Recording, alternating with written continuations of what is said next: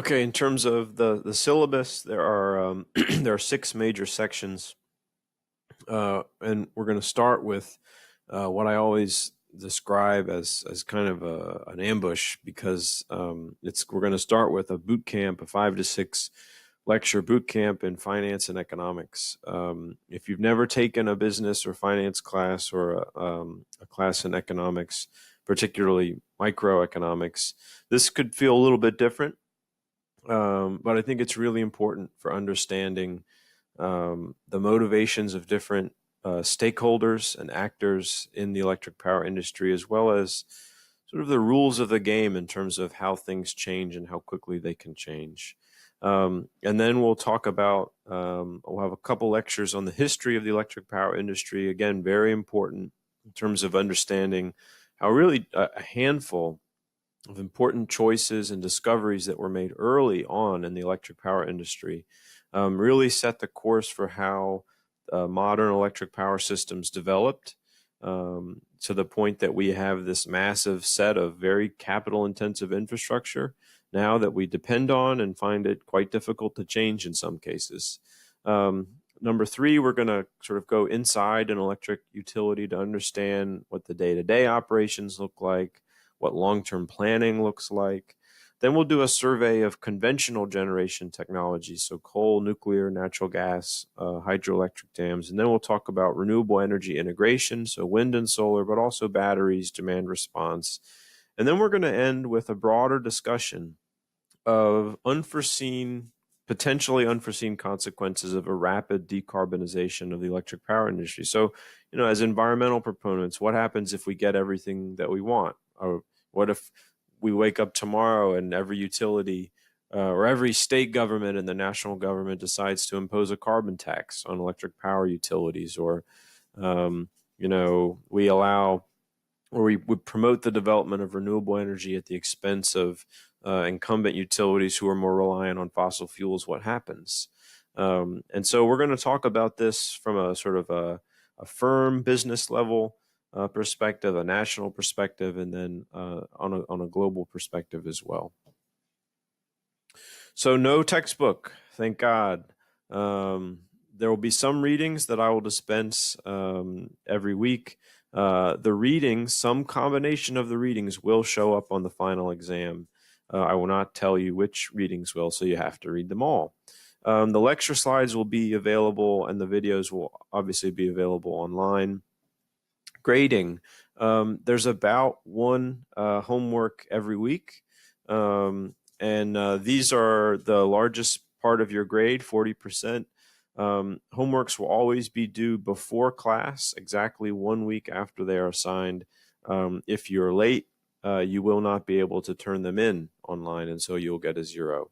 The midterm will be a take-home exam worth 25%, and the final will be worth 35% and must be done individually, either at the in-class or the Delta Center, or proctored online. So everything except for the final. You can work in groups, and there's open notes, open everything. Obviously, if you're taking material from somewhere else, you need to cite it. But I really encourage you to work in groups if that's what you prefer. However, the final exam will be short answer and difficult. And it must be completed individually.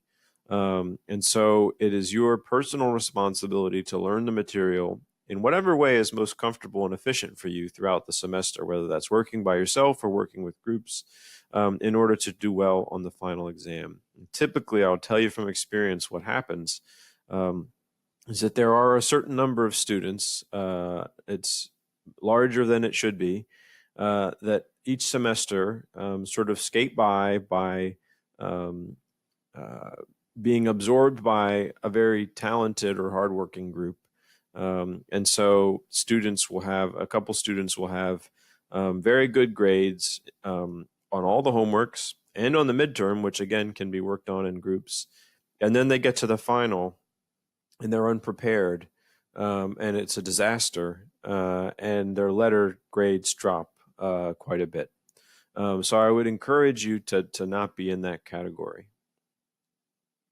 The homeworks and the midterm will be pretty quantitative, but it'll be more like word problems. There's no hard math, just some arithmetic, multiplication, maybe a little tiny bit of statistics, but not much. You won't have to code or program. You'd have to use Excel a little bit.